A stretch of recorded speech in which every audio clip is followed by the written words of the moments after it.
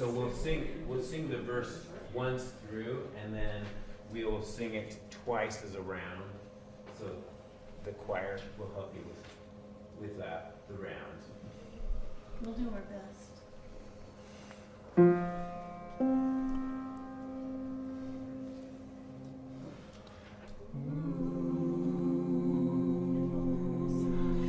Gathered here in the mystery of the hour, gathered here in one strong body, gathered here in the soul and the power, Spirit draw near. Gathered here in the mystery of the hour, gathered here in one strong body, gathered here in the struggle and the power, Spirit draws near. Gathered here in the mystery of the hour, gathered here in one strong body, gathered here in the struggle of the body, Spirit draws near, Spirit draw near.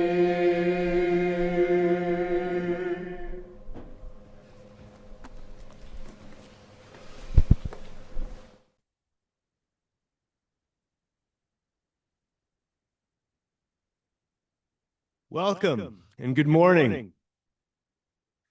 Thank you all for coming this morning to the Unitarian Universalist Church of Ogden, and we're very happy to have you all here as we gather here this morning. Last night, I got an email from our guest speaker today informing me that she was very sick and would not be able to join us this morning. Just a second. We were going to be joined by a representative from the ACLU of Utah, but today we are going to need to sort of improvise a little bit around our service today. So this will be more of a participatory service, and we'd like for you all to help us out a little bit as we speak and put together our service today. In particular, we're going to be talking about hymns. So we're going to be talking about our favorite hymns, and we're going to invite you all to share some of your favorite hymns and why they might be meaningful to you. So it'll be more of an open mic service today, and we would ask that you all please think a little bit about some of your favorite hymns and anything along those lines that you would like to share with us. Before we get going, though, we want to light our chalice. So, Suzanne.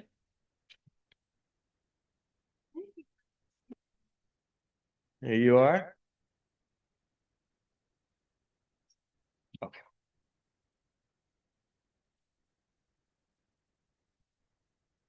We light this chalice for the warmth of love, the light of truth, and for the energy of action.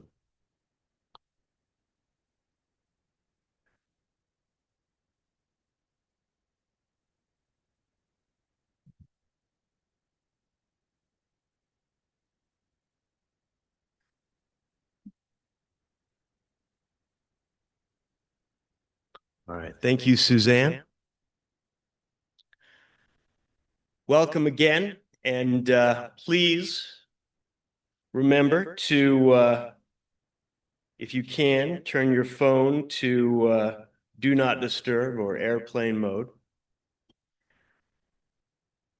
One of my favorite hymns, or one of the things that I've learned that we do as Unitarians is we have a very, very substantial hymnal that is augmented by a second smaller hymnal.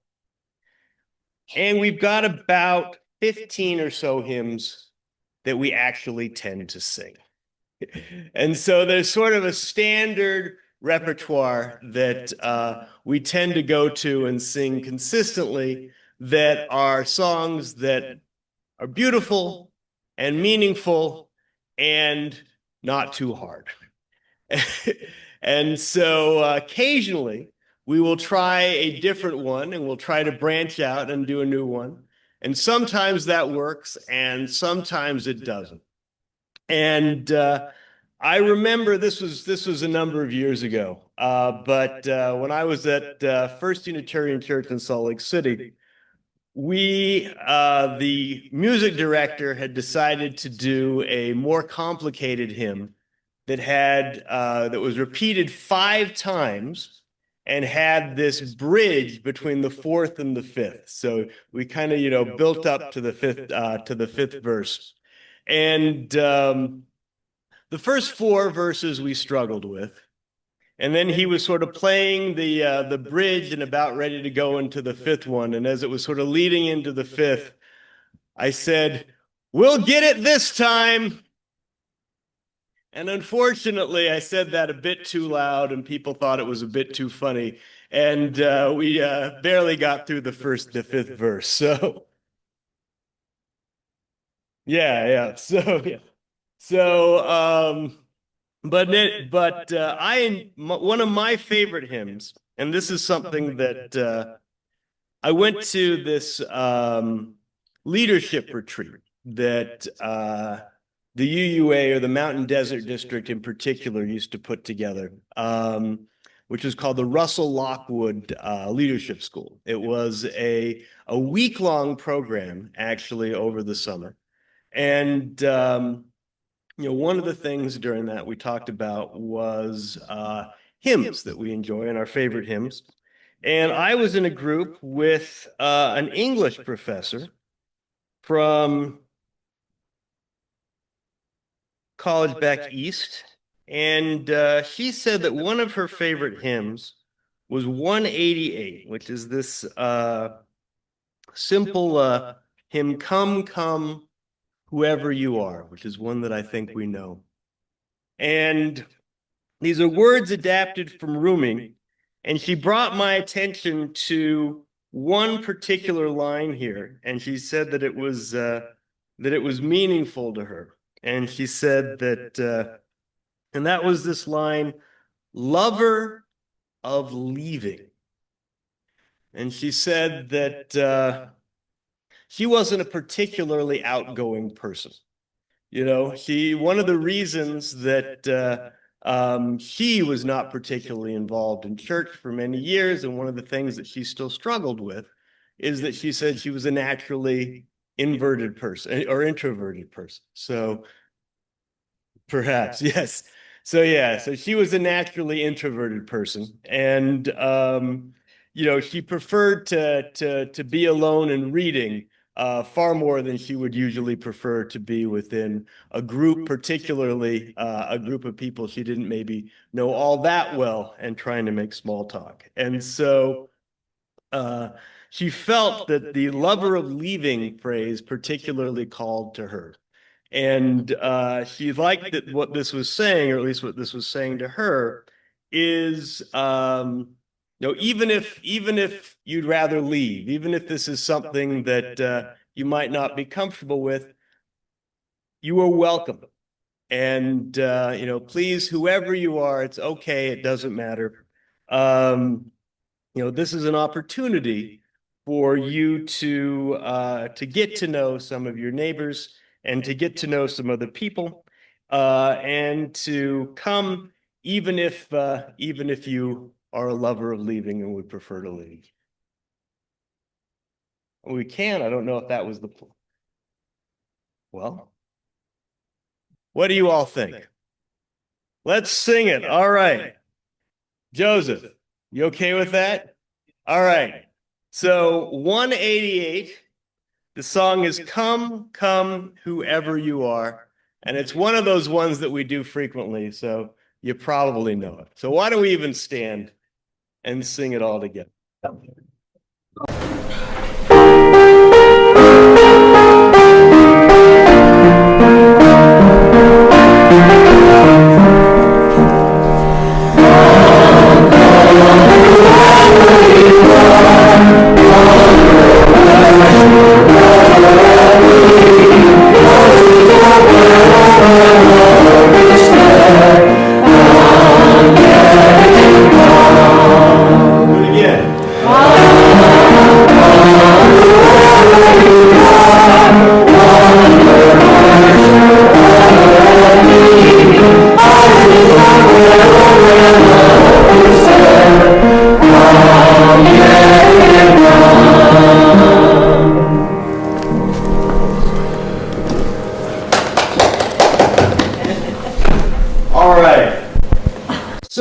As I said, I think today will be a bit of an open mic. And so if any of you have any thoughts about some of our hymns or that have meant something to you or that you've enjoyed over the years, I'd like to encourage you to come up to the podium and share your thoughts with us today.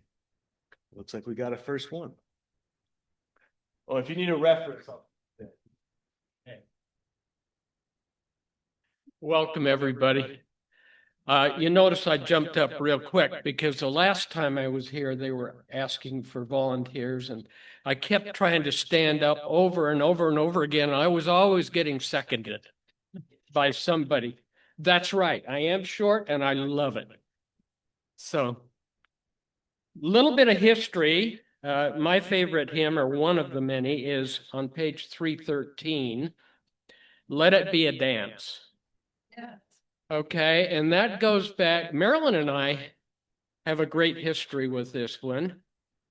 When we joined the Unitarian Universalist of Monterey, California,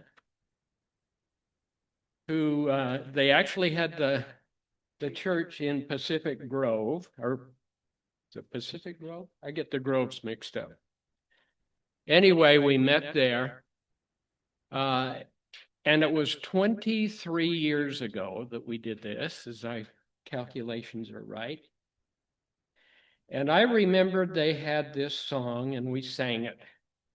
And I had tears running down my cheeks as many of the people in the congregation danced through the aisles. And having come from a religion that is quite stiff, it meant a lot to me. So 313, Let It Be a Dance. 311. Or 311.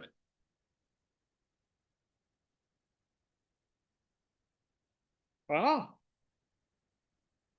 I was going to choose that one, friend, so you read my mind. okay. I'm going to go over with the choir. One of my favorite.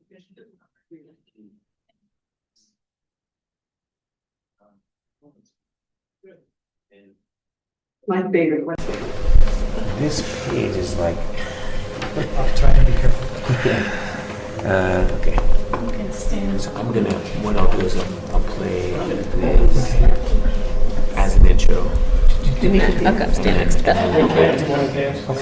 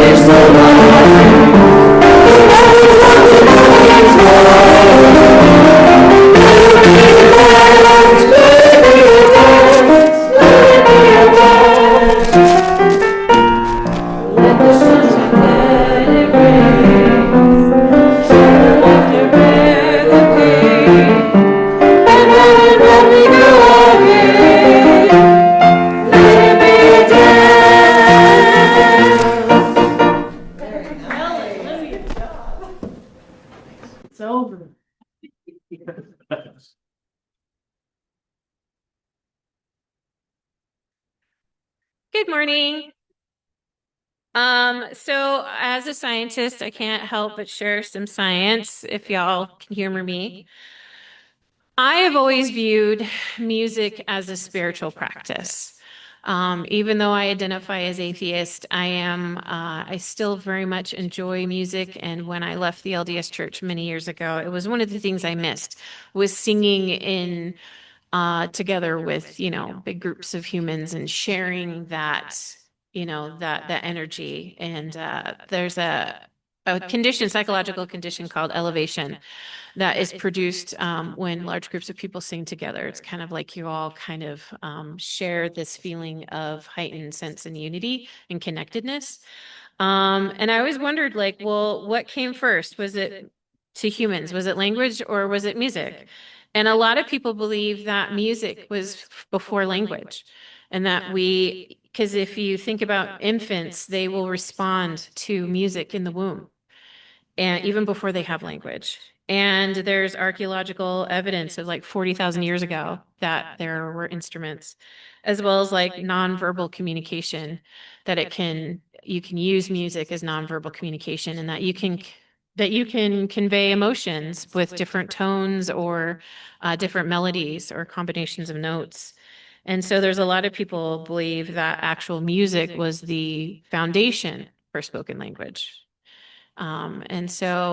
And I know that like maybe that's just evolution and why music has such a strong hold on us and has such a strong effect on us. And as a newly 10 years ago, as 11 years ago now, when I left the LDS church and I was looking for a safe spiritual landing place, I attended the UUCO for the first time. It was in September of 2014.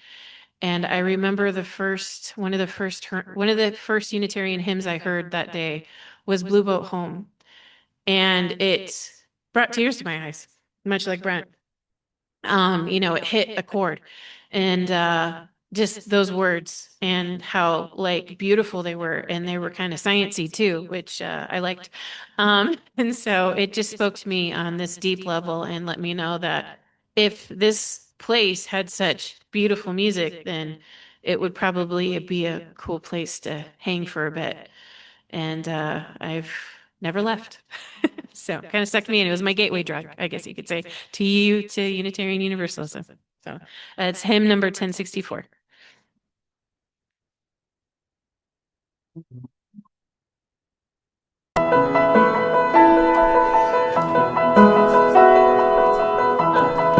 in this one.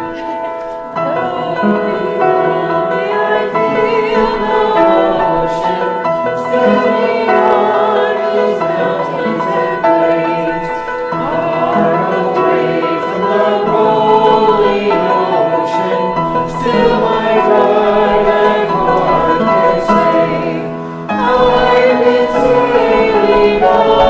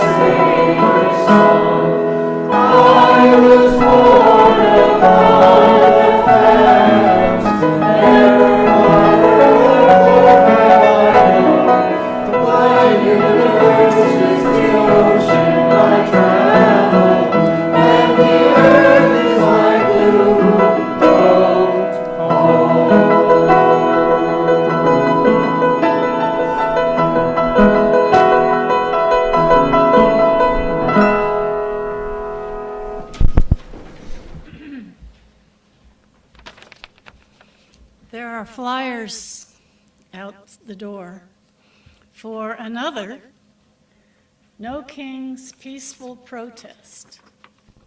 Number 2 in Ogden. They're happening really all around the world. About Trump, about Oregon, in Turkey,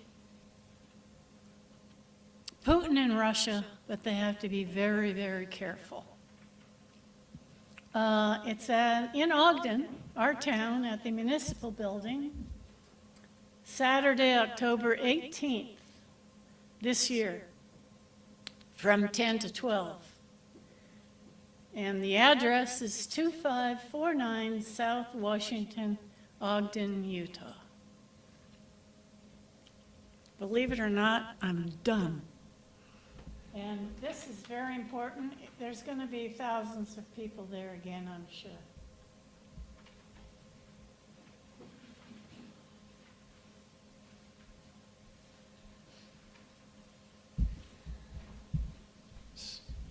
So, going forward with Blue Boat Home, I mean, it's a really fun song to sing, and it's, as I think Chalice might have mentioned, it's like, it is the free bird.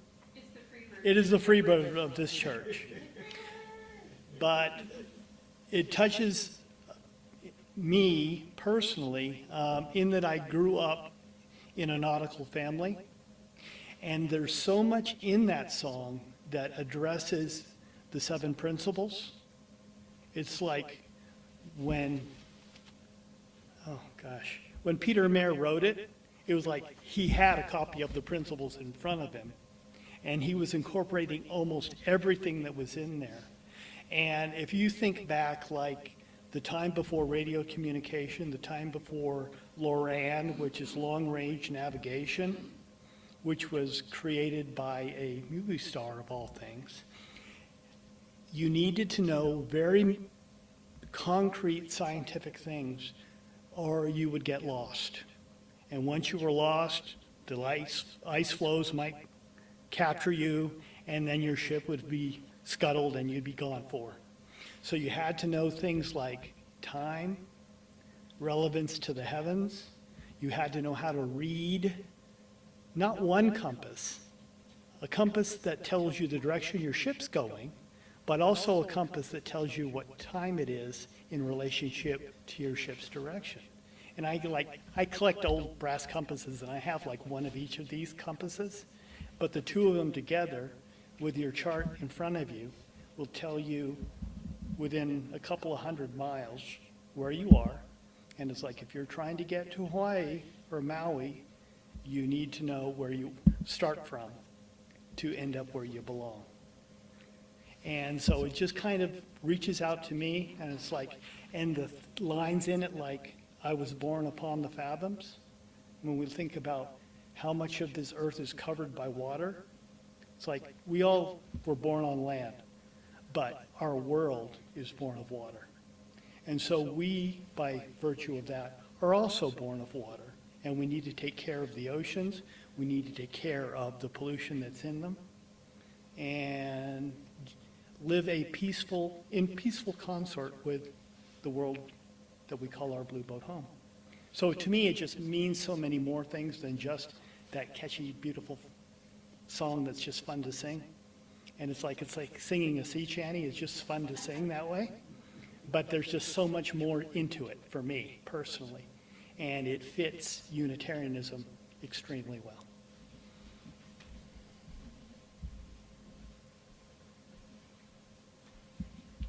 So you can see why I love this guy. Peter's father was the shark champion of the United States.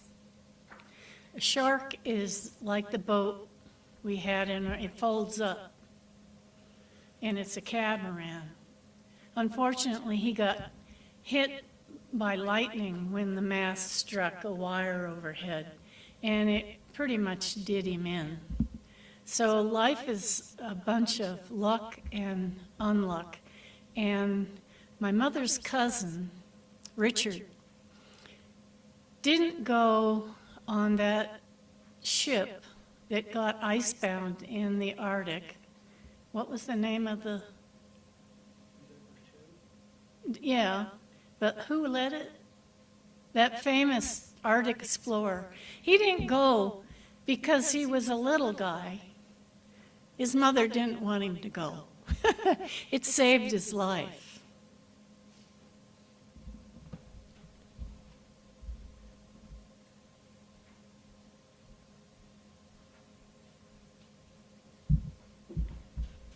So Bill and I have always enjoyed classical music. And we met in Cleveland, Ohio, and had the privilege of being able to hear the Cleveland Symphony many times. And one of our favorite symphonies was Sibelius Violin Concerto. But there's another Sibelius tune that is in our hymnal that we enjoy very much. And it's hymn number 159, This Is My Song.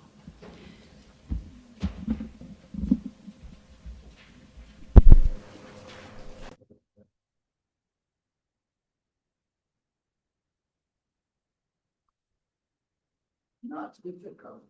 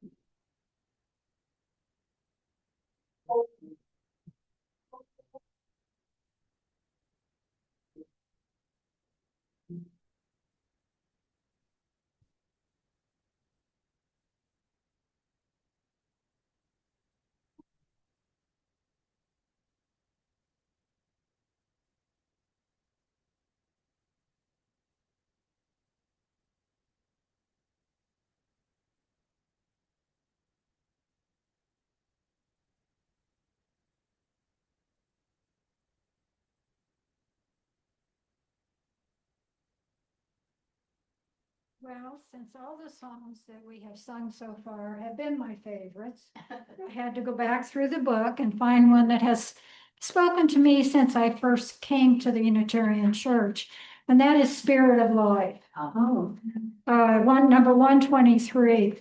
But before we sing that or go on, I'd like to say the first time it was the first time I came to the Unitarian Church of Ogden was when we were still meeting at the YCC. Sarah Lammert was the minister there. I knew her professionally through the Ogden Chamber of Commerce. And at the time I was searching for a church, and I decided I'll go visit Sarah's church and see what it's all about. That was the first time I had even heard about a Unitarian Universalist church. So anyway, I'm sitting in the pews. Sarah is in the very front seat. And I can't remember exactly which of the songs it was that we were singing.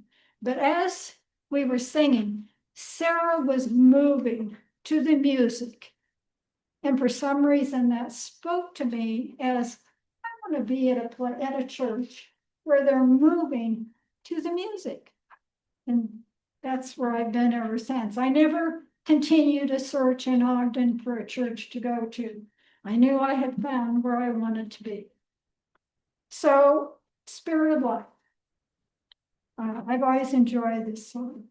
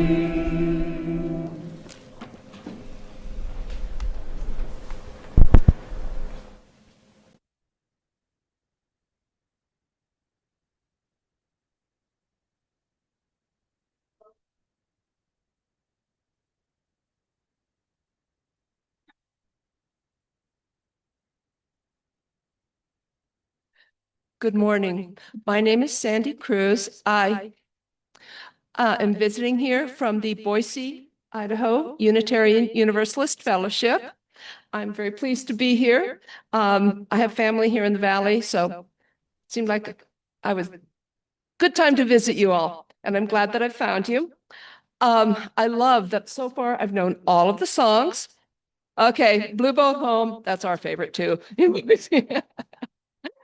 But just thumbing through the book, like, oh yeah, the very first song, May Nothing Evil Cross This Door. In Boise, our Unitarian Universalist Fellowship in Boise is a bit larger, about 300 members, and I don't know, 150 or so most Sundays, and then another 30 to 50 on Zoom. We are very fortunate that we have AV capabilities, that we Zoom all of our services. And so I go about half the time and Zoom about half the time. Let's work with the hair, you know. But we were also very fortunate that we had a capital campaign last year and were able to upgrade our HVAC system, which is really important. And then we were able to remodel our sanctuary/fellowship hall. We are on 4.5 acres in a nice location. Well, not a nice location, in 4.5 acres of land that used to be a horse pasture. We built our sanctuary, then we added on education wings. The sanctuary has always functioned as a sanctuary/fellowship hall. It's after 25 years, it looks 30 years, it looks a lot more like fellowship hall than sanctuary. We said, okay, are we ever going to really build a separate sanctuary? Nah, probably not. Then let's remodel. So we did, and we now have a beautiful, serene sanctuary. So come visit us if you're ever in Boise, Idaho, 10 o'clock Sunday mornings, or Zoom, boiseuu.org. You're welcome, and they're all on older services are on, what do you call it? YouTube, thank you. What's that? It's down on the river, and actually it's in Garden City. So it's a nice location. But one of the songs that we sang when we first built our building 25, 30 years ago, then when we added on, and then when we remodeled, was hymn number 1, May Nothing Evil Cross This Door. And especially the last few years, I have always found our community, our building, our grounds, the fellowship to be my sanctuary, my community, as I'm guessing you all do here. So may nothing evil cross this door. Number one.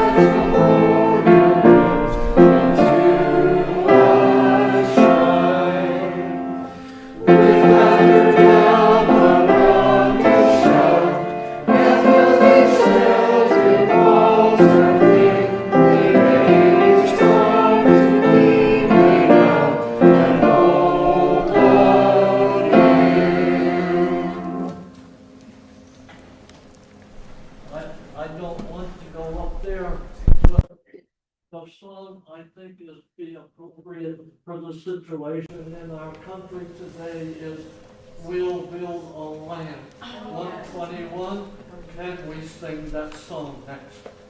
That's my favorite too. 121, we'll build a land. I'm not gonna stand up. My knees are shaking.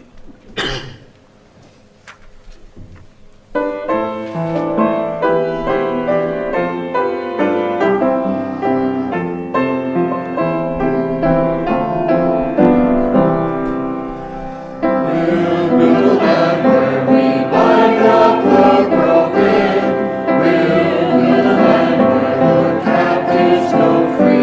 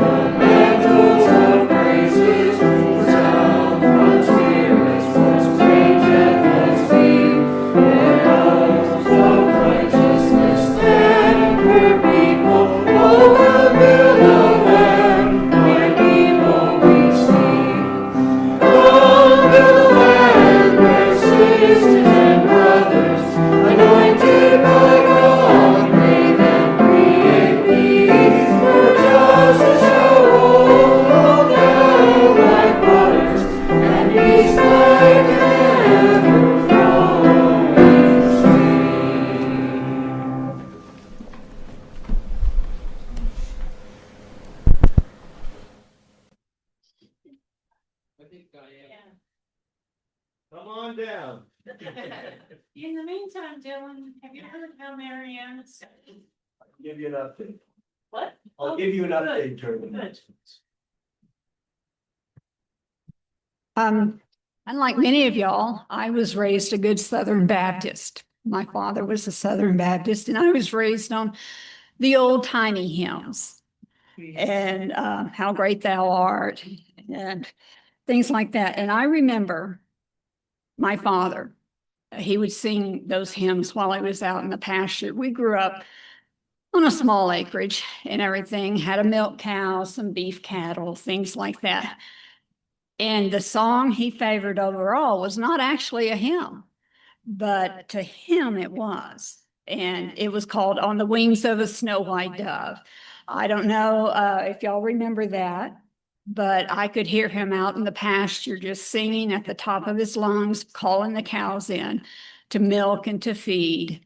And I can still see him to this day singing that. Fortunately, we don't have that in our songbooks, so we don't have to sing it. But all my life, thought it was a hymn, and I used to look for it and everything, but it wasn't. It wasn't actually a hymn. But it's not a hymn. It was on the country stations, but back then everything was on the country.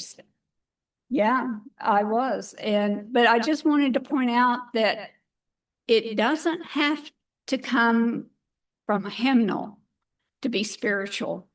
And my father was very spiritual, and I remember that was his favorite song. I'm not singing. I can give you the words, but I won't give the thing.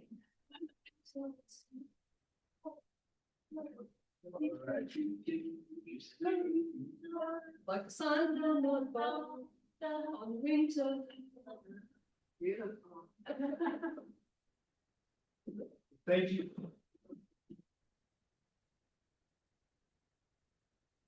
So thank you all so much for sharing some of your favorite hymns. So Joseph, I'm curious, when you suggested on email that we all share our favorite hymns, were you planning on playing and singing those hymns that we all share? All right, good. I didn't know if the idea was we were just to share, so I was just, I didn't know if you were, willing to be the jukebox sort of today, but thank you for, yes, so thank you so much for the suggestion, and thank you for being such a great sport, and thank you choir and everybody else for joining us for hymns today.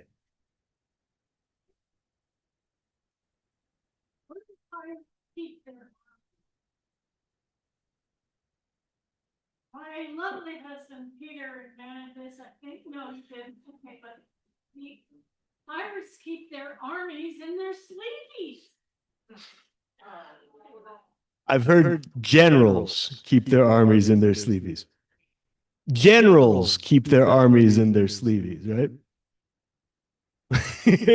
Generals have armies. No, but they also have armies. Pirates don't have armies, but it doesn't matter. All right. So thank you all. I believe that the choir actually has two other hymns that we've got ready. So maybe we can do the second one of those, and then we will do Candles and Stones and the offering. This is it. This one comes from the great hymnal number 168. One more step. And I think this is the first time we've sung this one, at least in my time. So 168. I'll play the whole thing through so you get a sense of how it goes. We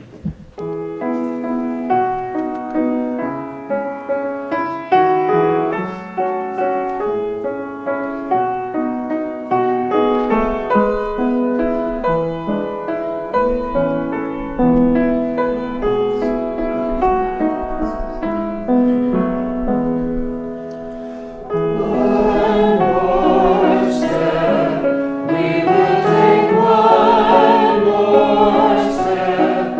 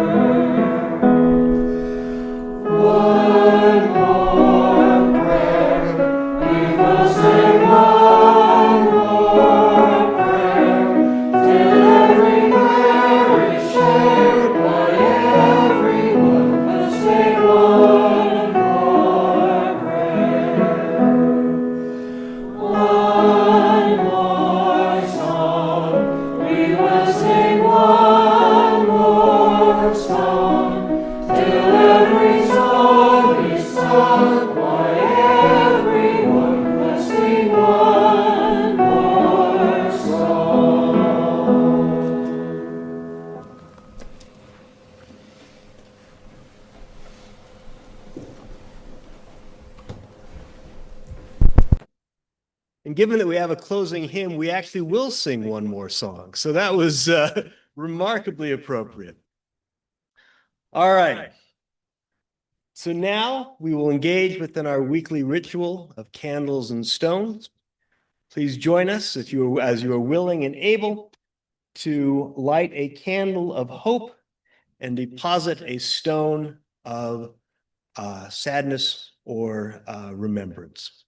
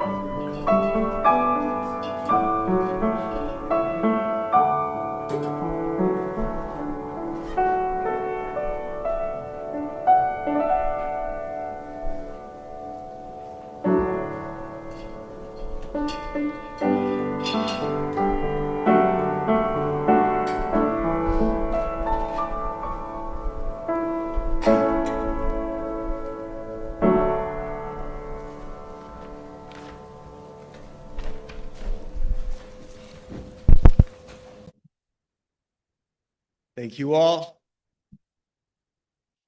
We will now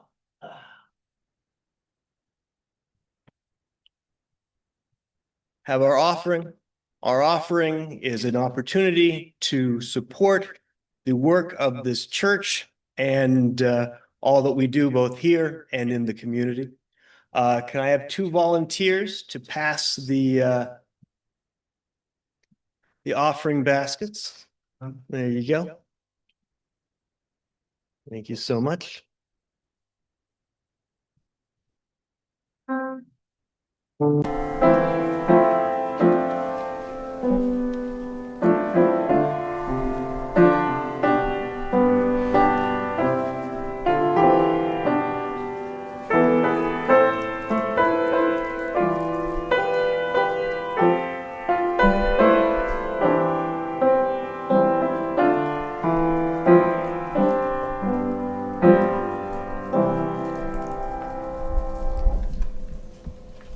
Please rise as you are willing and able, and sing the offering words not printed in your order of service, but probably imprinted in your mind. From you I receive, to you I give, together we share the grace we live. From you I receive, to you I give, together we share the grace we live. Your offering is a showing of generosity and faith within this congregation and our community, and we thank you.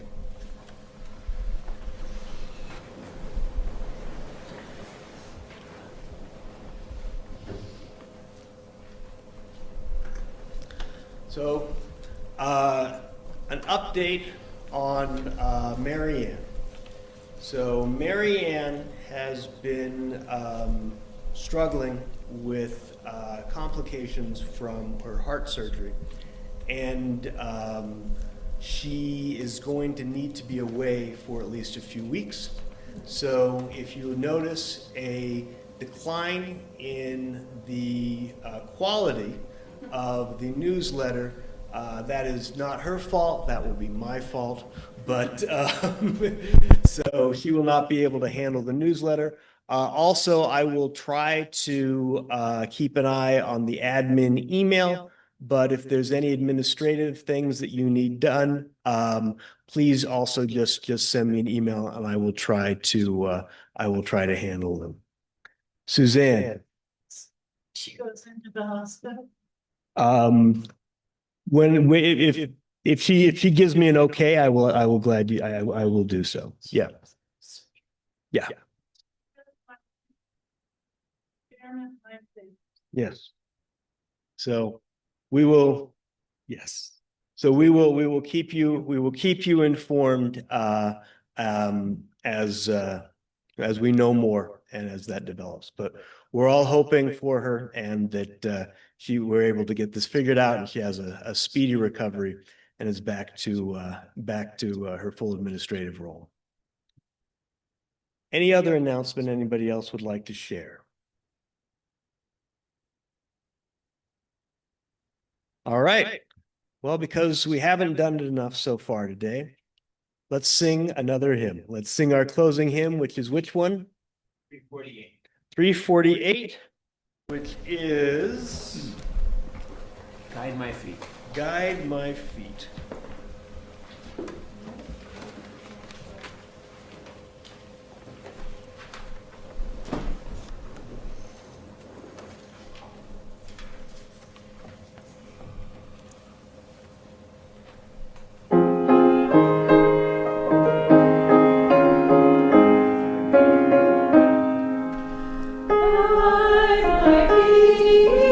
While I run this race, guide my feet.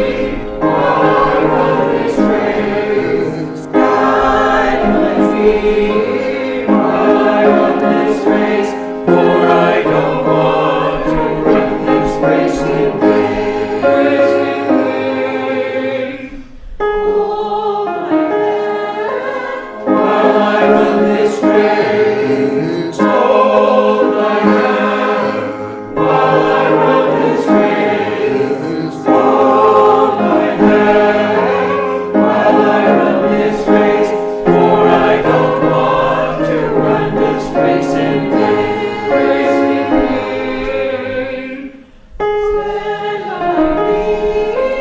While I run this race, stand by me. While I run this race, stand by me. While I run this race, for I don't want to run this race in vain.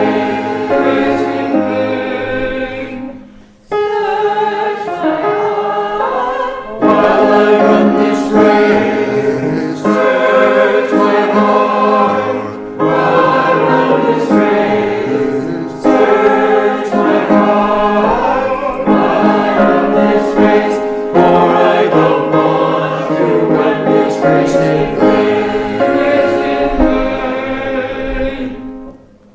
Thank you.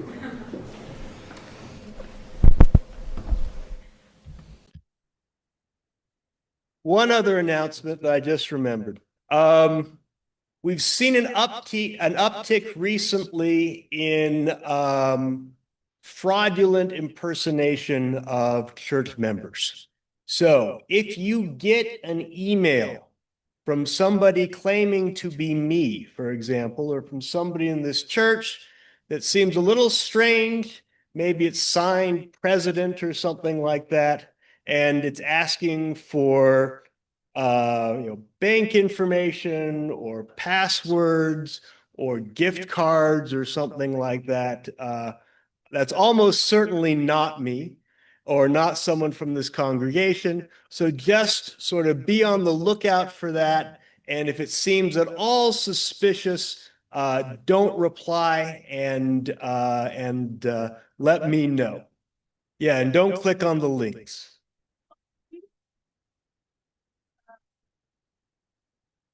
Someone tried to steal our annual pledge from our account, $1,500.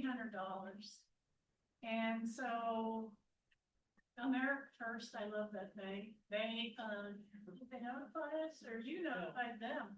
And so we have to get another credit card and all that stuff. So it's true, and we don't know who did it. Yeah. When did that happen? Oh, a couple of days ago. Yeah. It was just check fraud. Yeah. It's like weird, like in an honest world, it's hard to be honest. Yeah. So if it seems at all strange, it probably is.